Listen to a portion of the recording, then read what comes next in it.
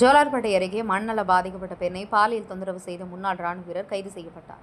திருப்பத்தூர் மாவட்டம் ஜோலார்பேட்டை அடுத்த ஏலகிரி கிராமத்தை சேர்ந்த மதிக்கத்தக்க 22 வயது மதிக்கத்தக்க இளம்பெண் ஒருவர் மண்ணநலம் பாதிக்கப்பட்ட நிலையில் பெற்றோர் வீட்டில் இருந்தார். இந்நிலையில் இளம்பெண்ணின் தாயார் மளிகை கடைக்கு சென்று விட்டார். இதனால் வீட்டில் தனியாக இருப்பதை அறிந்த ஏலகிரி கிராமம் மூடன் வட்டத்தை சேர்ந்தவர் சண்முகம் மகன் பிரபு. இவர் முன்னாள் ராணுவ வீரர் என்பவர். இளம்பெண்ணின் வீட்டிற்குள் அத்துமீறி நுழைந்து பாலியல் பலாத்கார முயற்சியில் ஈடுபட்டார். அப்போது இளம்பெண்ணின் அலறல் சத்தம் கேட்ட அக்கம் பக்கத்தினர் ஓடி வந்து பார்த்தபோது இளம்பெண்ணிடம் பிரபு அத்துமீறியது தெரியவந்தது. பின்பு அப்பகுதி பொதுமக்கள் தர்மடி கொடுத்து ஜோலார்பேட்டை போலீசாருக்கு தகவல் தெரிவித்தனர். தகவலின் பேரில் ஜோலார்பேட்டை போலீசார் சம்பவ இடத்துக்கு விரைந்து சென்று முன்னாள் ராணுவ வீரர் மீட்டு ஜோலார்பேட்டை போலீஸ் காவல் நிலையத்துக்கு அழைத்து சென்றனர். இதனைத் தொடர்ந்து இளம்பெண் தாயார் நேற்று ஜோலார்பேட்டை காவல் நிலையத்தில் புகார் கொடுத்தார்.